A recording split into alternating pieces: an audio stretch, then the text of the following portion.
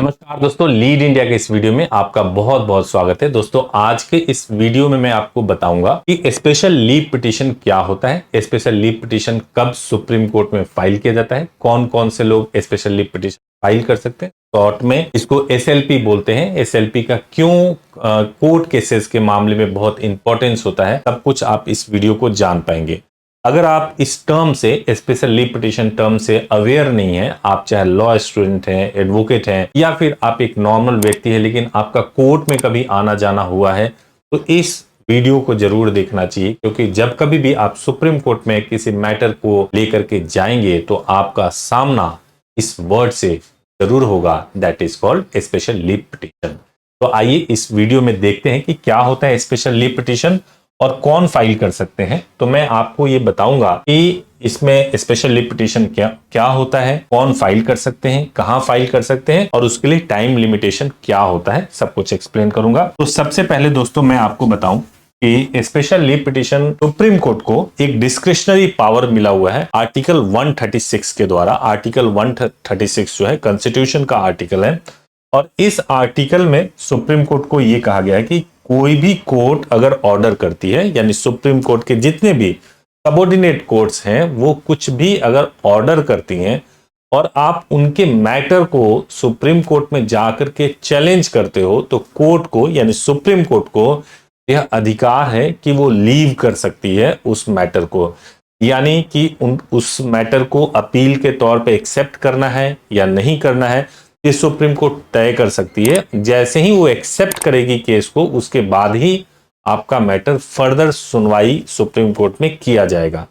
तो मैं आपको बताऊं कि अब इससे एक बात बहुत साफ सही तरीके से आपको समझ में आया होगा कि मैं यहां पे बात कर रहा हूं कि किसी भी ऑर्डर को, किसी भी कोर्ट के ऑर्डर को अगर आप सुप्रीम कोर्ट में चैलेंज करते हैं, तब आर्टिकल 136 के द्वारा जो सुप्रीम कोर्ट का डिस्क्रिशनरी पावर है वो यूज कर सकती है कि उस ऑर्डर को उस अपील के तौर पे एक्सेप्ट करे या ना करे। तो हु कैन फाइल? अब कोई भी पार्टी जो कि अनसेटिस्फाइड है किसी भी कोर्ट के ऑर्डर से, वो सुप्रीम कोर्ट जा सकते हैं और उस ऑर्डर को चैलेंज कर सकते हैं। अब आपको मैं ये बता दूं कि क्यों लीव करने की बात की जाती है। कई बार ऐसा होता है, कुछ मैटर्स ऐसे होते हैं जिसमें सुप्रीम कोर्ट को ये लगता है कि इसमें सुनवाई की जरूरत ही नहीं है, इसमें किसी भी तरीके से अपील की जरूरत नहीं है, ना ही इसमें कोई सुप्रीम कोर्ट के लिए मैटर बनता है कि वो इस पे सुनवाई करे। तो इस केस में बहुत सारे ऐसे मैटर्स होते हैं, सुप्रीम कोर्ट जैसे आप अपील फाइल करोगे सुप्रीम कोर्ट में, वो पहले ही उसको डिसमिस कर दिया जाएगा और डिसमिस होने के बाद उस पर सुनवाई होगी ही नहीं। ज्यादातर मामलों में ऐसा देखा गया कि एसएलपी लेवल पे ही सुप्रीम कोर्ट में बहुत सारे केसेस खत्म हो जाते हैं, क्योंकि एसएलपी से ही डिसाइड हो जाता है कि मेंटेनेबल नहीं है सुनवाई के लिए और बात आगे नहीं बढ़ती है।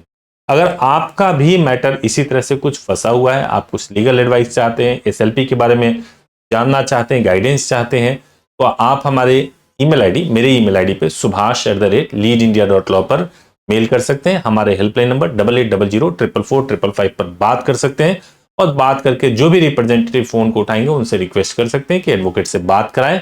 हम लोग कोशिश करेंगे कि आपको प्रॉपर तरीके से गाइड करें। तो आप ऑर्डर के खिलाफ, किसी भी कोर्ट के ऑर्डर के खिलाफ आप सुप्रीम कोर्ट में जाकर के एसएलपी फाइल कर सकते हैं। लेकिन एक चीज ध्यान रखिएगा, एसएलपी फाइल करने के लिए आप किसी भी कोर्ट के ऑर्डर को चैलेंज कर सकते हैं और एसएलपी आप सुप्रीम कोर्ट में फाइल कर सकते हैं, चाहे वो कोई भी कोर्ट हो, चाहे हाई कोर्ट हो, डिस्ट्रिक्ट कोर्ट हो, ट्राइब्यूनल हो, कुछ भी हो, उसके ऑर्डर को आप चैलेंज कर सकते हैं और सुप्रीम कोर्ट जा सकते हैं। लेकिन कुछ एक्सेप्शन है, अगर कोर्ट मार्शल का मैटर है या आर्म्ड फोर्सेस का मैटर है, तो उसको आप सुप्रीम कोर्ट में नहीं चैलेंज कर सकते हो। अब दूसरा एक सवाल है कि एसएलपी को चैलेंज करने के लिए, जैसे कोई ऑर्डर आया किसी कोर्ट से जो सबऑर्डिनेट कोर्ट से आया है, उसको चैलेंज करना है आपको, तो चैलेंज करने के लिए जो टाइम लिमिट है वो कितनी है? तो एसएलपी कभी भी जो फाइल किया जाता है, जो जजमेंट, जिस जजमेंट को आप चैलेंज कर रहे हो वो जब आया है उसके 90 दिनों के अंदर आपको एसएलपी फाइल करना होता है सुप्रीम कोर्ट में।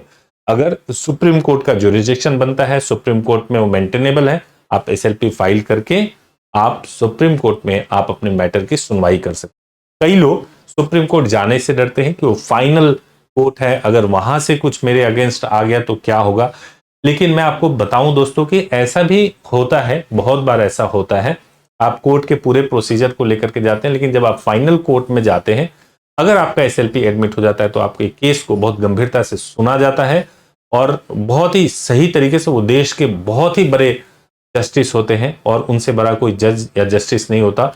वहां पे जब आपके मैटर को सुना जाता है तो न्याय की पूरी गारंटी होती है। हालांकि सभी कोर्ट से न्याय की गारंटी होती है, लेकिन सुप्रीम कोर्ट जाने से डरना नहीं चाहिए। अगर आप वास्तव में परेशान हैं और आपका मैटर मेंटेनेबल है सुप्रीम कोर्ट के लिए, एसएलपी के लिए, तो आपको डेफिनेटली सुप्रीम कोर्ट जाना चाहिए और जाकर के अपने मैटर की सुनवाई करवा करके उस पर न्याय की उम्मीद कर सकते। Thank you so much for watching this video. अगर आपको किसी भी तरीके से लीगल गाइडेंस चाहिए या लीगल हेल्प चाहिए तो आप हमारे हेल्पलाइन नंबर 8800444555 पे कॉल कर सकते हैं और हमारी वेबसाइट leadindia.law पर विजिट भी कर सकते हैं। अगर वीडियो अच्छा लगा हो तो जरूर इसको लाइक कीजिए, चैनल को सब्सक्राइब कीजिए। Thank you so much for watching this.